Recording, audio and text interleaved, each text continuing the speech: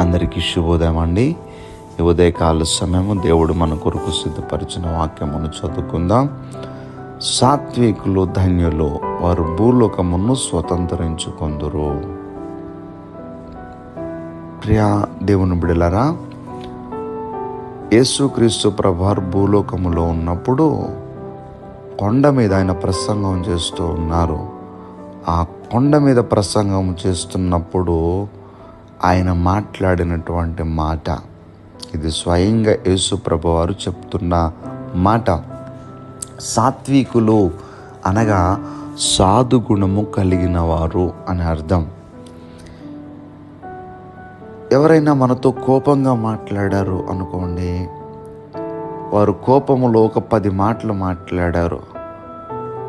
మాటకు అవతలి వ్యక్తి ఎంతగా కోపంగా మాట్లాడారో మనము అంతే కోపంతో సమాధానం చెప్పినప్పుడు మాట పెరిగి ఆ సమస్య పెద్దదిగా మారిపోతూ ఉంటుంది.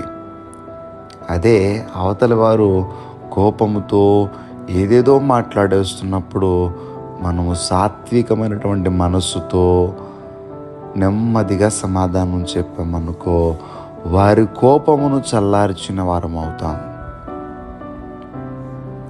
అదే మనము గట్టిగా మాట్లాడామనుకో, వారి కోపాన్ని రేపిన వారం అవుతాం.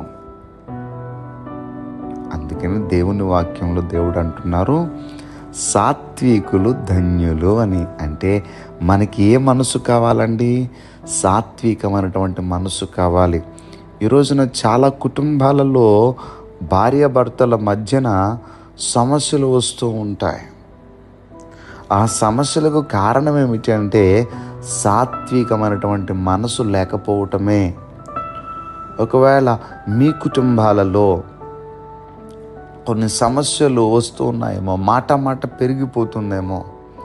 చూడండి, అప్పటికప్పుడు బాగానే ఉంటారు, ఒక్క మాట అనేసరికి అది ఈ మాట నేను తీసుకోలేకపోయాను, నేను హర్ట్ అయిపోయాను అని చెప్పి ఒక 10 మాటలు మాట్లాడడంతో సమస్యలు పెద్ద అయిపోతున్నాయి.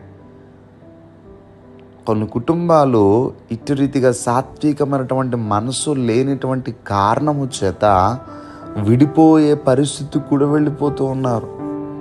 ప్రియ దేవుని బిడ్డలారా, దేవుని వాక్యం అంటుంది, సాత్వికులు ధన్యులు, వారు భూలోకమును స్వతంత్రించుకొందురు.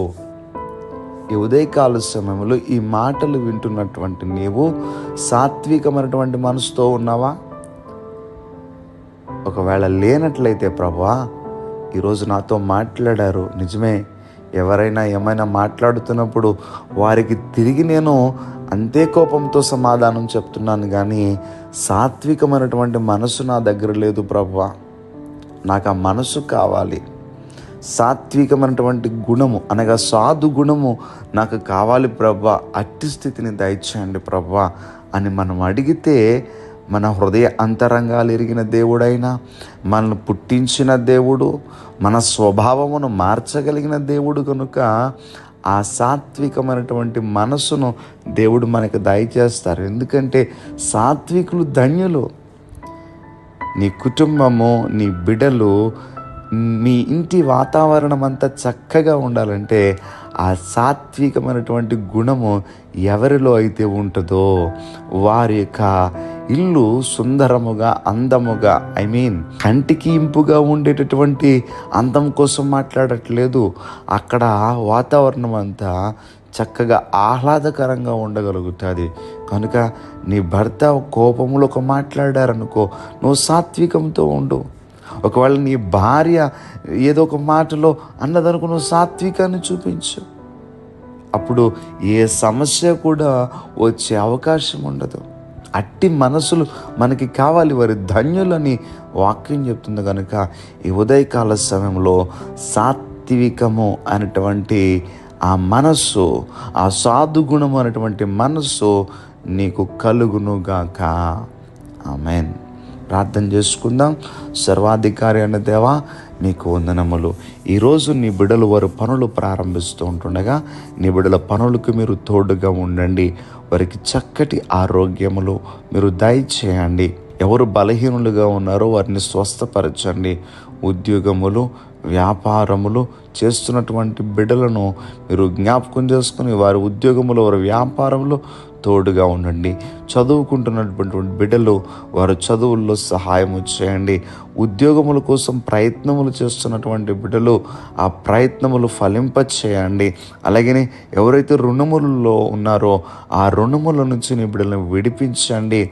ఈ రోజంతా కూడా నీ బిడ్డలు సంతోషంగా ఉండులాగున మీ సన్నిధి తోడు నీ బిడ్డలకి దయచేయమని యేసుక్రీస్తు వారి యొక్క నామం పేరట అడిగి వేడుకుంటూ ఉన్నాం మా పరమ తండ్రి. Amen, amen, amen.